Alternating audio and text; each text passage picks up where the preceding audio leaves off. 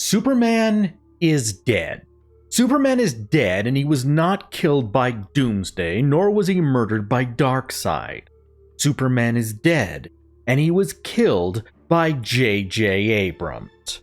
Because of course he was killed by J.J. Abrams. The man's entire career is built on destroying the franchises and characters of other creators. The moment I heard that J.J. Abrams had landed on the Warner Brothers lot, a cold shudder had run up and down my spine. This creatively bankrupt parasite has been jumping from one franchise after another, leaving a trail of destruction in his wake.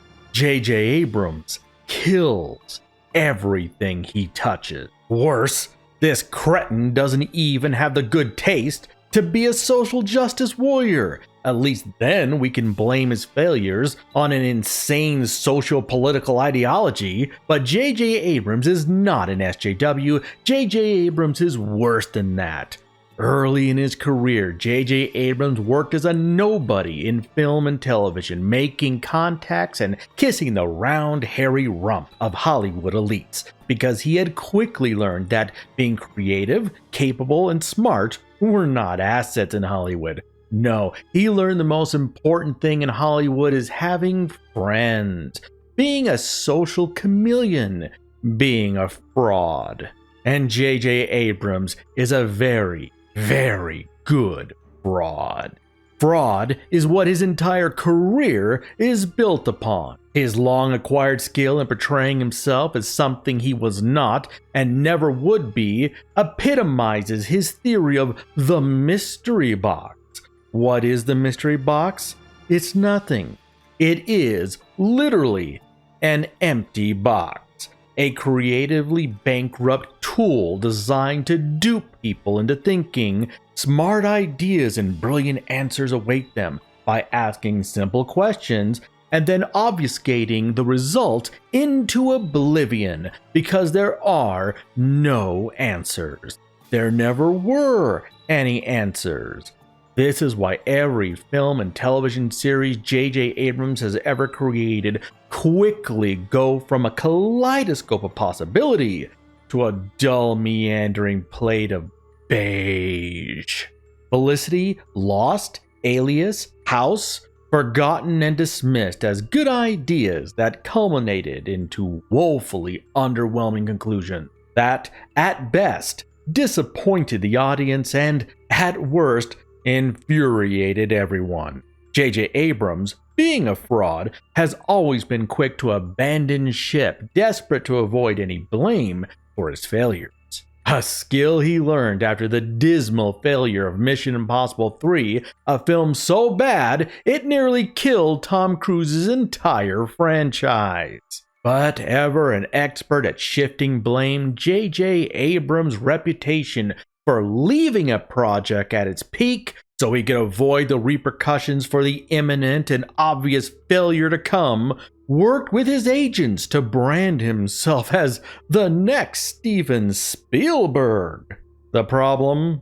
Poor little JJ's no Spielberg. His personal projects, like Super 8, were forgotten seconds after they came out.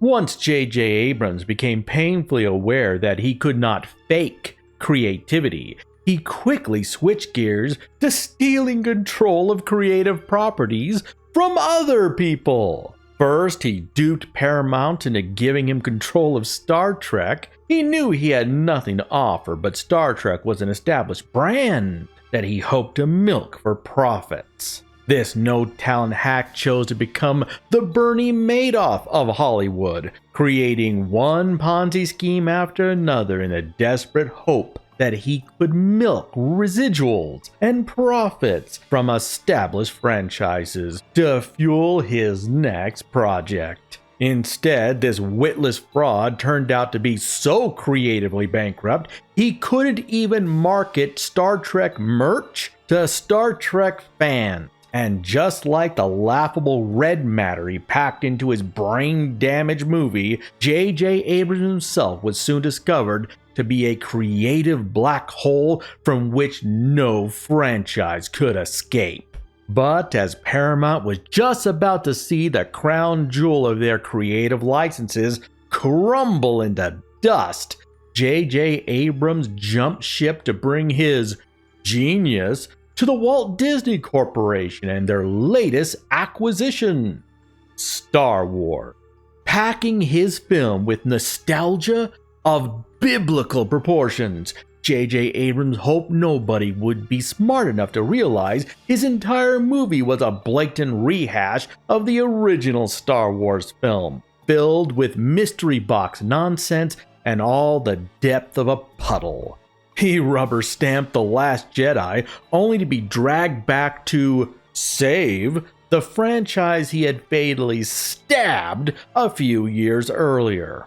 In a panic, his relations with Paramount a reflection of the fiery wreck he had left Star Trek, his connections to Disney and Star Wars spinning down the drain. This pathetic fraud was once again quick to jump ship, this time to Warner Brothers, with the promise that he could bring his unique magic to their crumbling DC universe.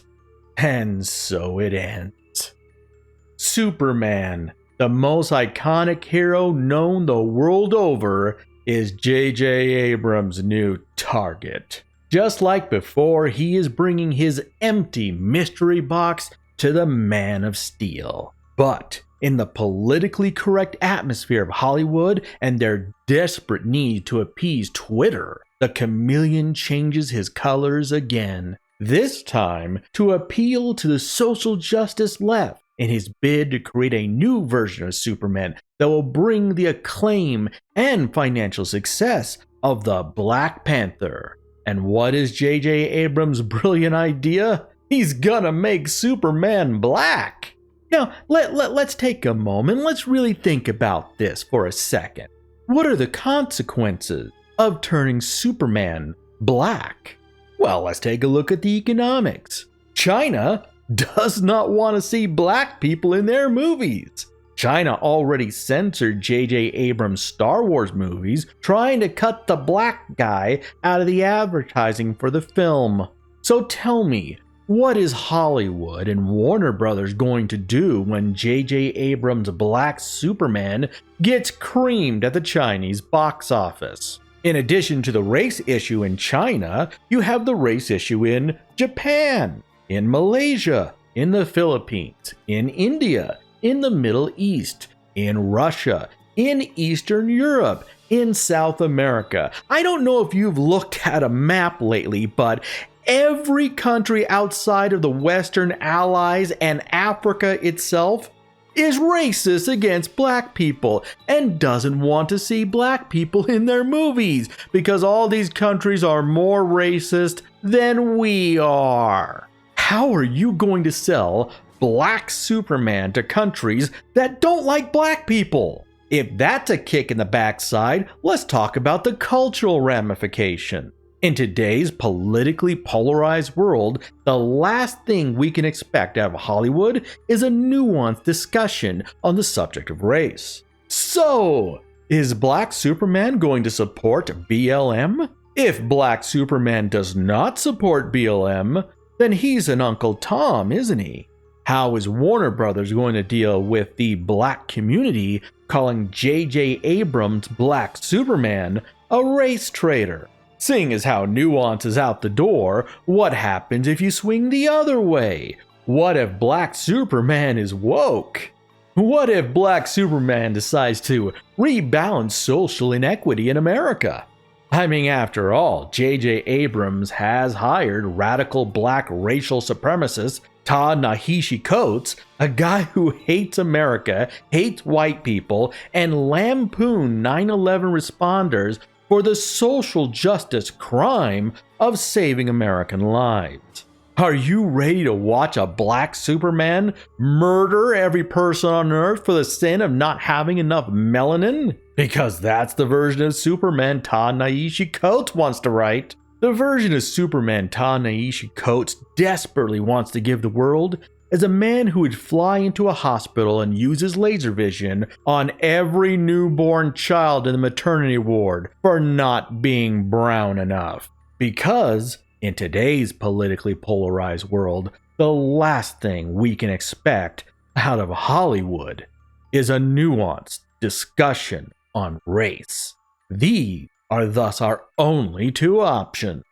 Superman portrayed as a race traitor, or Superman, the guy who kills everyone on the planet for not being brown. Finally, we come to branding Superman a racist forever. In our politically charged climate, when Warner Brothers makes Superman black, it's going to be a permanent change. Any portrayal of Superman after this, any version of Superman that is not black, is going to be deemed racist. It transforms Superman from being an alien from another world who is above and beyond our petty and stupid bigotries to being totally immersed and defined by humanity's greatest failing next to genocide and war. Superman will never be a beacon of hope ever again. Superman will forever be a symbol of bigotry, intolerance, and social upheaval with regards to the question of race. Why? Well, this is the real kick in the pants. Because like I said, J.J. Abrams is no SJW. J.J. Abrams is no radical leftist. No, J.J. Abrams is a very different kind of monster.